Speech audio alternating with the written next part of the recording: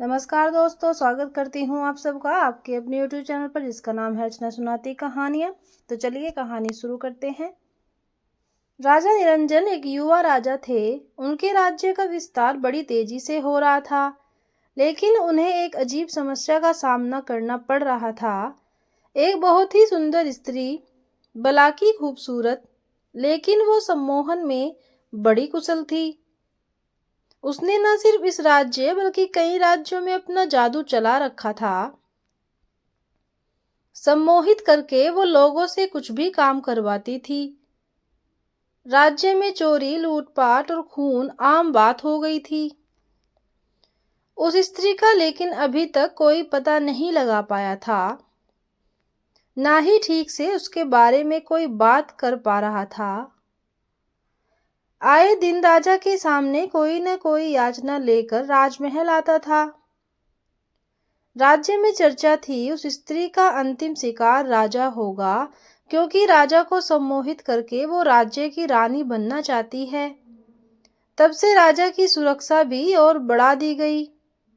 एक दिन एक भाई बहन के साथ राजमहल में आया। दोनों की हालत बहुत खराब थी। भाई अपनी बहन के माथे पर हाथ रख आया था। बहन घायल थी और वो जन्म से ही बोल नहीं पाती थी।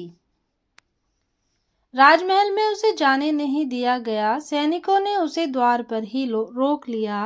राजा ने दूर से यह देखा और उन्हें पहले उपचार के लिए राजमहल के उपचार केंद्र में भेजा गया। राजा ने स्वयं उपचार केंद्र जाकर उन्हें देखा। भाई और बहन दोनों रो रहे थे। रोता हुआ भाई बोला कि मैंने बड़ी मुश्किल से इसके विवाह के लिए स्वर्ण आभूषण बनवाए थे, लेकिन वो सम्मोहिनी हमें सम्मोहित करके सारे आभूषण लेकर चली गई। मेरी बहन मुझसे ज्यादा सतर्क थी। इसने उसकी आंखों में ना देखा, इसलिए जब वो आभूषण छीन रही थी तब इन दोनों में छीना झपटी हुई और इसकी यह हालत हो गई। राजा ने उस लड़की की ओर देखा। मासूम सी लड़की सहमी सी बैठी थी। राजा ने उससे पूछा कि क्या तुमने उसे ठीक से देखा है? उसे पकड़ने में हमारा सहयोग कर सकती हो। उसका भाई बोला, सरकार, यह जन्म से ही गूंगी है, बोल नहीं सकती। राजा ने उससे पूछा, क्या नाम है तुम्हारी बहन का? वो बोला, सरकार, इसका नाम बाती है और मेरा मंगल है। राजा उस समय वहां से चला गया, लेकिन उस मासूम लड़की का चेहरा और रोना उसकी आंखों में घूमता रहा। सांझ को राजा फिर उपचार केंद्र गया। वो लड़की और उसका भाई जाने की तैयारी में। राजा ने उन्हें जाते देखा और बोला, कहाँ जा रहे हो? राजा अब इस लड़की बाती की आंखों में ही देख रहा था। बिल्कुल निर्दोष उसकी आंखें राजा के हृदय को चीर रही थी। राजा ने उनसे कहा कि आप दोनों राजमहल के मेहमान बनकर यहीं रहेंगे। राजा की आंखें उस लड़की से हट ही नहीं रही थी। रात्रि में उसे नींद नहीं आई। रात्रि में ही राजा ने विचार कर लिया कि उसे क्या करना है। सुबह राजा शीघ्र ही उठ गया। उसे बस बाती को देखना था। वो उसके कक्ष में गया। बाती ने राजा को देख पहले खुद को संभाला। राजा बाती के पास आया, कहा कि तुम मेरी रानी बनोगी? क्या है तुम में जो मुझे सोने नहीं दे रहा? बाती की बड़ी बड़ी आंखें अब राजा की आंखों में देखने लगी। राजा को जैसे दुनिया मिल गई। राजा ने बाती को जोर से पकड़ लिया और अपने सीने से लगा लिया। उसका भाई कक्ष में आया और उसने राजा को बहन के साथ ऐसी दशा में देखा और कहा, महाराज, आप यह क्या कर रहे हैं? राजा ने बोला, अब यह हमारी रानी बनेगी। बाती ने शर्म से आंखें झुका ली। राजा ने अपने मंत्रीगण को कहा कि कल ही उनका विवाह होगा, प्रबंध किया जाए। राजा के महामंत्री को खबर खुशी के साथ थोड़ी संकोची भी लगी। तभी अचानक द्वार पर एक लड़की बहुत रो रही थी। महामंत्री वहां गए। तब उन्हें पता चला कि वो लड़की भी बोल नहीं सकती। वो इशारों में कुछ समझाना चाह रही थी। थोड़ी देर बाद समझ आया कि उसका भाई सम्मोहिनी के वश में है, ऐसा यह कहना चाह रही है। महामंत्री को अब शक होने लगा। उसे पता चल गया था कि यह उसकी असली बहन है और राजा भी अब उस सम्मोहिनी के वश में है। राजा एक पल के लिए भी उसका हाथ वो छोड़ना नहीं चाह रहे थे। सम्मोहिनी भी राजा को इस हालत में देख बहुत खुश हो रही थी। वो सोच रही थी, यह राजा तो अब मेरे लिए मरने को भी तैयार हो जाएगा। बस मुझे इसे इसी तरह सम्मोहित करके रखना होगा। महामंत्री को लगा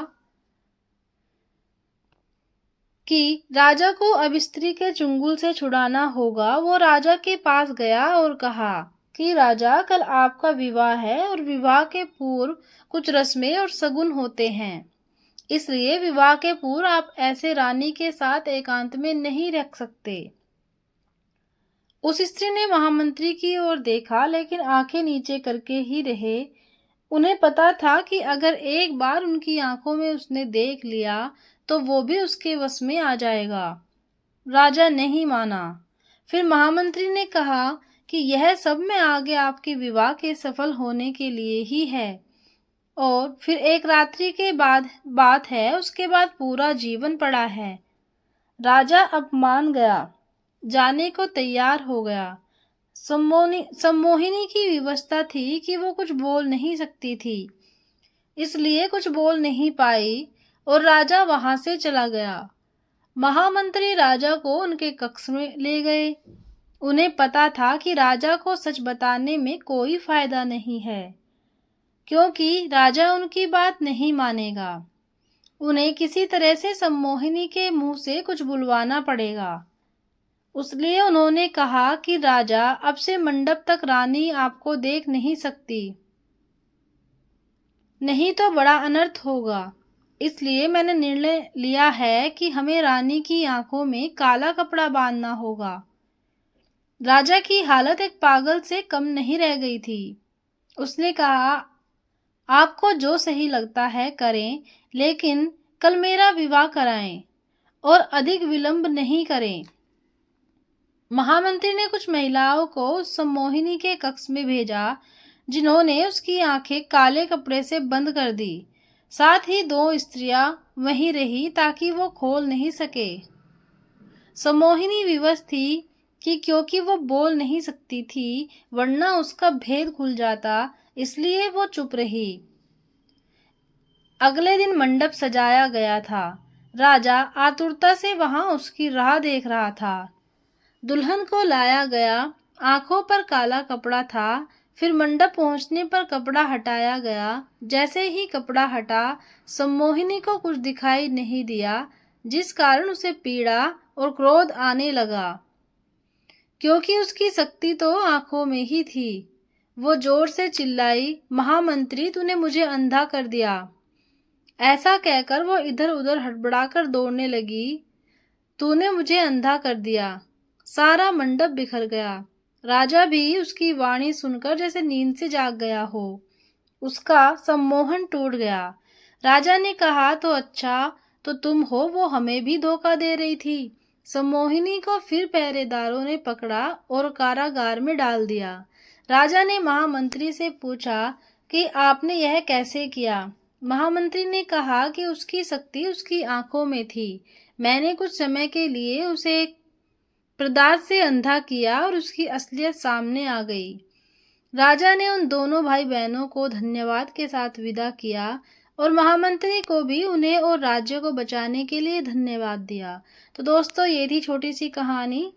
उम्मीद करती हूँ पसंद आई होगी। अगर पसंद आए तो एक लाइक और कमेंट जरूर करना। धन्यवाद।